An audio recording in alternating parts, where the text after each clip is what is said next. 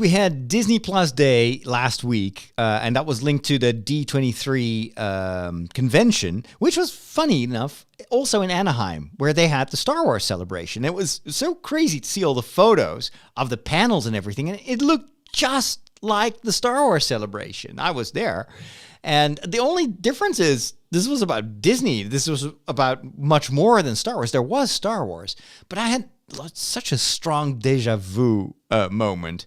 And it's one of those times that you regret not living near or by. Like, it's literally on the other side of the planet for me. But I was so happy to be there for the Star Wars celebration. And I think that people that went to D23 must have had a fantastic time just meeting the actors and the creators of all these wonderful stories, and also being present at the premiere of some really cool trailers for upcoming Star Wars projects. Andor, of course, lots of Andor, because that's starting this week. Tales of the Jedi, they finally showed the trailer. Now, I had already seen an entire episode of Tales of the Jedi. Dave Filoni showed it to us exclusively. It's never been posted anywhere else. And they're going to post all the episodes at once, so you can binge watch it. And we were blown away. What I didn't know at the time was that, in fact, Tales of the Jedi is going to be... so it's very short stories. It's usually stuff that Dave Filoni was making up while he was commuting to his work. And the stories were too small to do like a separate animated series, or let alone like a movie or TV show project.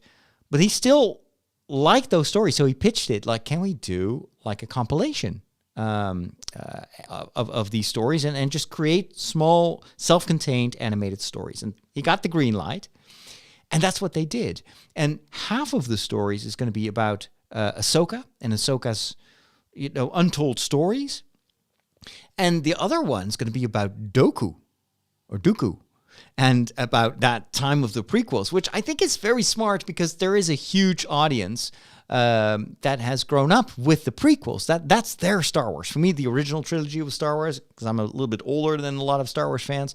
But for the new generation of Star Wars fans, the prequels, that's what they grew up with. And so getting more stories about Dooku, about Anakin, about Obi-Wan, about the Jedi around the time of the prequels, I think that's a very smart idea. And then, of course, Ahsoka's fan favorite, and we are all like eagerly awaiting more news from the Ahsoka show, the television show, which when I was in Anaheim, they had just begun filming. And even though they had just started filming, they'd only had a couple of days of shooting, they were already showing us a very quickly edited, put together trailer for Ahsoka, and we were blown away. It looked so good. And the thing is, they showed us Andor. They showed us The Mandalorian Season 3 trailer. They showed us Tales of the Jedi. They showed us Ahsoka. They showed us some glimpses of the new show with about the kids that got lost, or at least we got some artwork about that. And it all got us so excited. And then we saw the premiere of the Obi-Wan Kenobi series. And I was like, that looks very television-like. And of course, now we've seen the entire series. But it's funny that already at the time, Obi-Wan Kenobi looked kind of like a low-budget production compared to what they were working on. And now that we've seen all those trailers, oh my gosh. What I like about it, I feel sorry about Obi-Wan Kenobi that they didn't have a bigger budget. Plus, they were so limited by what they could do during COVID.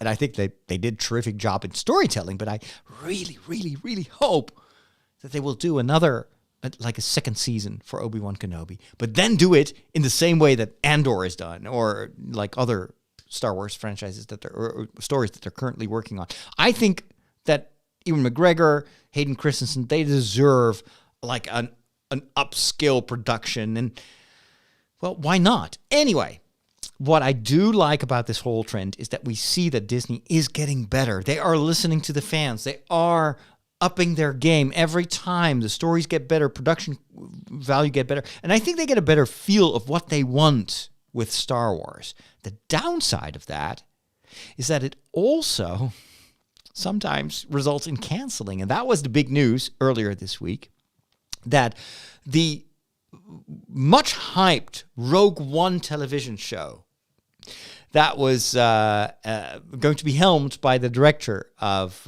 Wonder Woman, Patty Jenkins. They apparently shelved that project. I was like, what? Wait, what? That was such a brilliant idea to do an entire Star Wars movie about these rebel pilots. There is a series of books that was written. It's now part of the Legends series, but that was written in the context of this expanded universe long before we got the prequels and the sequels. And some of those novels were really fan favorites. So having a movie version of that type of dynamic, yeah, that sounded awesome. Plus, I think that Patty also had like a personal interest in telling a story like that because her father was I think a Navy pilot or something like that. Anyway, she was very familiar with the milieu of those pilots, and then it just got shelved. So apparently that's not going to be the next Star Wars movie. They told us that with the other Star Wars movie that we heard about, helmed by Taika Waititi, who had just finished post-production on Thor: Love and Thunder, that movie wasn't ready yet, that they had just started pre-production, which kind of is interesting because they've been talking for so long about that movie. So apparently that is still going to take a long time. But the Rogue Squadron movie was scheduled for next year, for December. And now it's all up in the air. I have a theory about why they make these changes. But first of all, I want to talk about Andor a little bit. So we get this 3-episode premiere. I was invited to go to the premiere in the Netherlands, like the red carpet premiere. But it's unfortunately, it's on the other side of the country. It's north of Amsterdam. It's very far away. And I'm much more to the southeast of the country than I used to be. And so I saw that the whole thing was going to start late in the evening. So I'd be back after midnight. I cannot do that because it will derail me for the rest of the week. So unfortunately, I'm not going to that premiere. Plus, it's different than a movie premiere. I mean, I love movie premieres because you get, all the hype and nobody has seen it yet. But this premiere in the Netherlands is going to be at the same time as the premiere on Disney Plus, so I can already watch it at home in the comfort of my own home. So yeah, no, unfortunately, because I like to go to Star Wars events, especially in the Netherlands, because it's pretty rare that we have stuff like that. But well, maybe next time.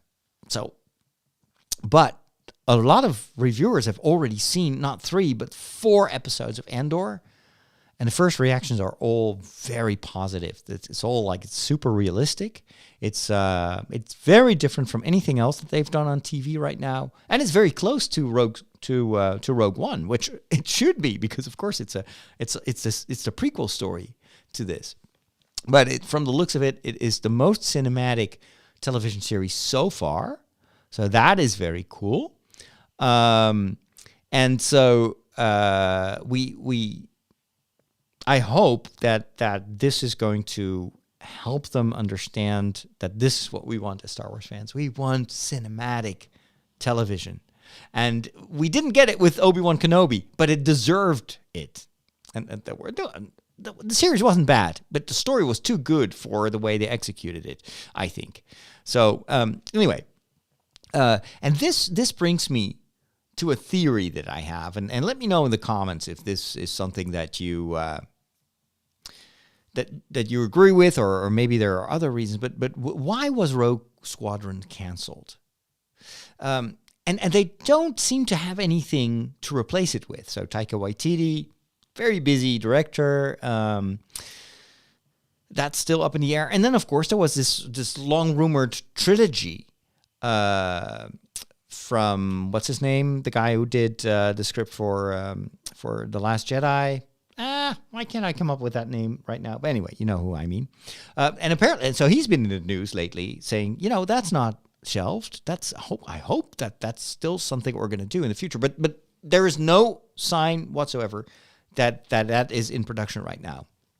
So the thing is, when I was at the Star Wars Celebration, at one point, during one of the panels, I forget which one it was. I think it was the Andor panel, actually. So Kathleen Kennedy's talking about the challenges of making the migration from these movies and these tentpole movies to the television era. So they wanted to give us a Star Wars movie every year. They wanted to go the Marvel route. But of course, the kind of the lackluster success of Solo derailed those plans. And so that put everything on hold. Then we got COVID and the launch of Disney Plus, which couldn't have come at a better moment for Disney. Because of COVID, everybody was at home, and that platform just skyrocketed. And it's still going so strong. And of course, they raised their prices and everything because they're heavily investing in this. This is going to be their big moneymaker for the future. But then, all of a sudden, we stopped hearing about movies. And so when Andor was shown to us, Kathleen Kennedy was talking, you know what, we've been wanting to give this whole television production, like the whole Star Wars production of these news stories, we want to bring it into the same kind of production routine as the Marvel movies. But let's not forget, the Marvel franchise is such a success because of Kevin Feige. He is helming that, and he's got a very clear view what he wants with Marvel, how he's going to organize it, and so he is really at the helm and make sure that there's continuity. And that's why we are now in phase 3, and this is still going strong. And Kathleen Kennedy then says, a bit of an offhanded comment, but I was like, interesting. She says, we're looking for someone like that, meaning Kevin Feige, for Star Wars. And she added, we're in talks with someone, but we're not there yet. But we hope that we have found a good one. And that's all she said. And you know what? I've never seen any article expand upon that. So apparently that was just an offhand remark. Maybe she didn't even want to say is that. But she, and I was like, whoa. So that's big. That's huge. If they are actually already in talks with someone who could be what Kevin Feige is for Marvel, but then for Star Wars, that of course, that person is going to be pivotal to the future of Star Wars under the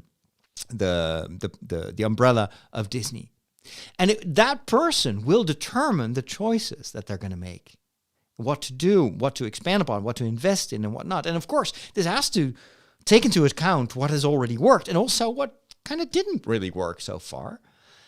And that is going to be of a major influence on the movie choices as well. Now, who is going to be that person? Is it going to be one of the people that we already know, one of the usual suspects? I don't think it's going to be Dave Filoni. Dave Filoni is a storyteller, and he should have his time for that. He's not like an overall manager of the Star Wars franchise, even though he's very much the golden child raised by George Lucas himself in a certain way. But he's not a George Lucas type of guy. He just made his first steps into directing live action. I don't think he wants that. And honestly, I think it would be a big mistake to put him at the helm, in a Kevin Feige kind of position. So who else? Who else can they? Is it going to be Favreau? I don't think so. I think Favreau is great, and he loves Star Wars, and he's super successful, and it must, give him a good income as well. But I still think that he is way too, broadly interested to go just Star Wars. I think that he's someone who always wants to do lots of other projects, and of course, if you become the next Kevin Feige, that's not going to happen.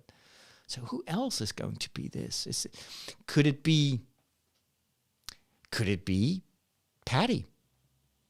Is that why they didn't go through with the movie? Is it because she's actually kind of upping her game, and is she going to be the big leader of the Star Wars universe story-wise? Now that would be a reason to shelve a movie, because she will be super busy. It's just a thought. Or could it be the director, I forgot his name, who's currently directing the Andor series? Andor was supposed to be just was supposed to be 5 seasons long. 5 years of Andor.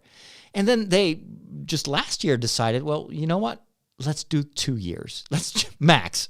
And let's compress the timeline that we planned for 4 seasons. Let's compress it into 1 season. They're super excited about what he did with Andor. The fans are loving it. They're like, this is my Star Wars. This is what we need. And it, for the first time, Andor, I think, brought together both the disgruntled Star Wars people who didn't like what they did with the sequels, and the Star Wars fans like me who basically likes everything. So are they going to put him in charge? I don't know. I'm just so intrigued, but I can't not think that the fact that they shelved Rogue Squadron has to do with this new leadership. And maybe that person has already been chosen, and maybe that's what we're going to hear about next year in London. I'm going to be there too at the London Star Wars Celebration. And they cannot do a Star Wars Celebration in London if they have nothing to announce. I think they want to do something big. They need to, I mean, it's a huge opportunity. Why would they otherwise have said, we're going to do the Star Wars Celebration in London within a year of having had the Star Wars Celebration in Anaheim? We've heard nothing about movies in Anaheim. So I'm thinking they must have something under wraps. And I would not be surprised if, actually, I would be very disappointed if we're not going to hear about that in London next year. It's only a few months from now. It's going to be such an exciting year for Star Wars. Anyway, let me know in the comments what you think. I'd love to hear your theories. And no matter what happens, there's going to be a ton of Star Wars in the near future.